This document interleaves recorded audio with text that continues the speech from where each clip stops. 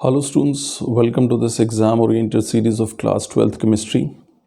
इस पार्ट के अंदर हम लोग 12th केमिस्ट्री के जो प्रीवियस बोर्ड के जो क्वेश्चंस हैं उनको डिस्कस करेंगे वन बाय वन।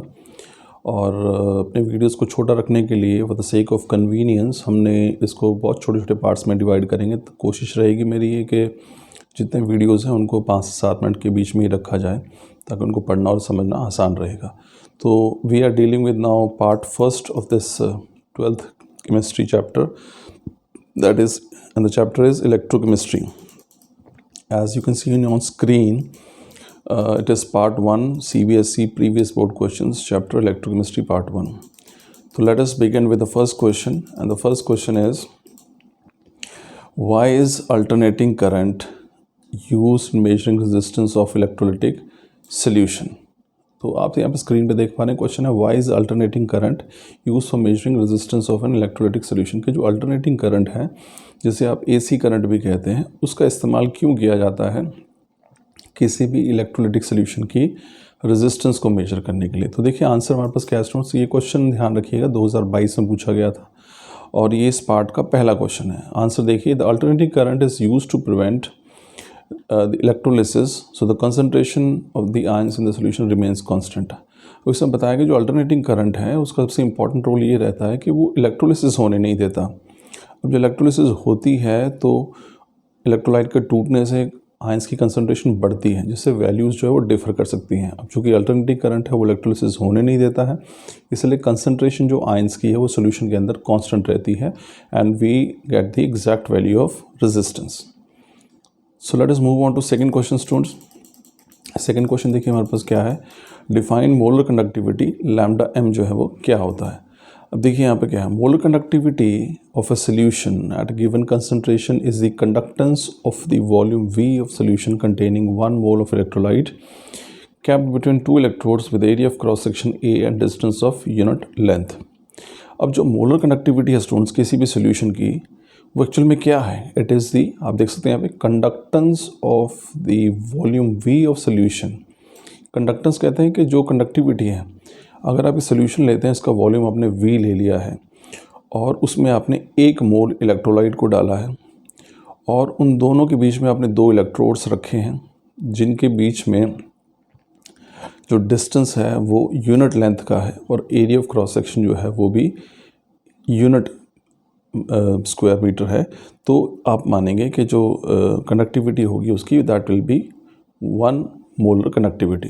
अब देखिए हमारे पास दोबारा देखिए क्या है, मोलर कंडक्टिविटी किसी भी सोल्यूशन की क्या है, ये कंडक्टेंस है उस वॉल्यूम की जिसका सोल्यूशन V है, इसका वॉल्यूम V है और जिसमें 1 मोल इलेक्ट्रोलाइट का हमने डिज़ोल्व किया है और जिसको 2 इलेक्ट्रोड्स के बीच में रखा गया है, दोनों के बीच में जो डिस्टेंस है वो भी यूनिट लेंथ का है और एरिया ऑफ क्रॉस सेक्शन जो है वो A है।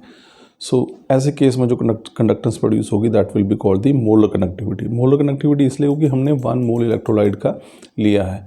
अगर आप इसकी यूनिट्स देखेंगे स्टूडेंट्स तो आप इसमें देख पाएंगे मोलर कंडक्टिविटी की यूनिट क्या है। देखिए आप यहाँ पे siemens centimetre square mole inverse, तो ध्यान रखिएगा मोलर कंडक्टिविटी की यूनिट है siemens centimetre square mole inverse. ये क्वेश्चन भी आपको 2022 में पूछा गया है। Let us move on to third question. Third question is state Kohlrausch law of independent of migration of ions.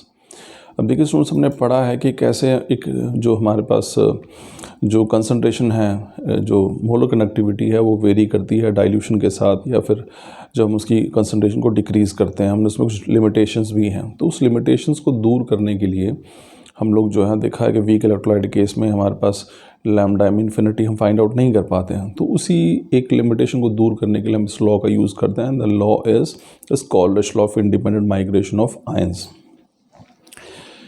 अब ये लॉ जो है वो क्या कहता है स्टूडेंट्स, देखिए Kohlrausch law of independent of migration of ions क्या कहता है। This law states that limiting molar conductivity of an electrolyte can be represented as sum of individual contribution of the anion and cation of the electrolyte. यानी किसी भी electrolyte की जो molar conductivity होती है, लेट अस सपोज कि हमारे पास NaCl हम ले लेते हैं, तो NaCl की जो मोलर कंडक्टिविटी होगी, लिमिटिंग मोलर कंडक्टिविटी, वो एक्चुअल में किसके बराबर होगी, that will be equal to the molar conductivity of Na plus molar conductivity of Cl minus sign. तो यानी कि जो इंडिविजुअल आयंस इलेक्ट्रोलाइट के टूटकर बनेंगे उन दोनों की कंडक्टिविटी, जो मोलर कंडक्टिविटी है उसका सम होता है किसके बराबर, किसी भी इलेक्ट्रोलाइट की मोलर कंडक्टिविटी के बराबर। और यही है कॉल्ड्रिच लॉ। कॉल्ड्रिच लॉ कहता है, कॉल्ड्रिच law states that limiting molar conductivity of an electrolyte, किसी भी इलेक्ट्रोलाइट जैसे an, let us suppose NaCl, तो that is equal to sum of individual contribution of anions and cations of the electrolyte, यानी कि lambda M Na plus lambda M Cl minus, इसकी ये किसके बराबर होगा, this will be equal to lambda M infinity NaCl के बराबर। चलिए स्टूडेंट्स, हम पढ़ते हैं अपने नेक्स्ट क्वेश्चन की तरफ। नेक्स्ट क्वेश्चन हमारे पास है 4th क्वेश्चन इस सीरीज़ का, और ये भी पूछा गया 2022 में। देखिए पूछा है E0Cu2 पॉजिटिव अपॉन Cu, यानी कि जो रिडक्शन पोटेंशियल है कॉपर की उसकी वैल्यू इतनी हाई क्यों है, पॉजिटिव भी है और हाई भी है, why. The question is why E0Cu2 plus oblique Cu value for copper is highly positive. इसके दो रीज़न है स्टूडेंट्स। पहला क्या है कि कॉपर की जो एटोमाइजेशन एनर्जी है दैट इज़ वेरी हाई, और जो हाइड्रेशन एनर्जी है वो बहुत ही लो है। तो दो कारण हैं जिसकी वजह से रिडक्शन पोटेंशियल की वैल्यू कॉपर की बहुत हाईली पॉजिटिव होती है। पहला क्या है, जो एटोमाइजेशन एनर्जी है, यानी कि उसको एटम में कन्वर्ट करने के लिए जो एनर्जी चाहिए वो बहुत हाई है, और हाइड्रेशन एनर्जी जो है वो बहुत लो है कॉपर की। दैट्स वाई E0 वैल्यू जो कॉपर की है वो बहुत ज़्यादा है। 5th क्वेश्चन पे स्टूडेंट्स अगेन वही सेम क्वेश्चन जो हम पीछे पढ़ के आए हैं। क्वेश्चन था what is the unit of lambda M, यानी मोलर कनेक्टिविटी की जो यूनिट्स हैं वो क्या है। तो आप यूनिट्स यहाँ पे देख सकते हैं, this is siemens metre square per mole. तो ये क्वेश्चन भी 2022 में पूछा गया। तो students this was all about this part 1। हमने इसमें 5 क्वेश्चंस डील किए हैं जो प्रीवियस बोर्ड में पूछे गए थे, और आप देख पा रहे हैं ये सभी क्वेश्चन 2022 में पूछे गए थे। तो आई एम श्योर आपको ये टॉपिक समझ में आया।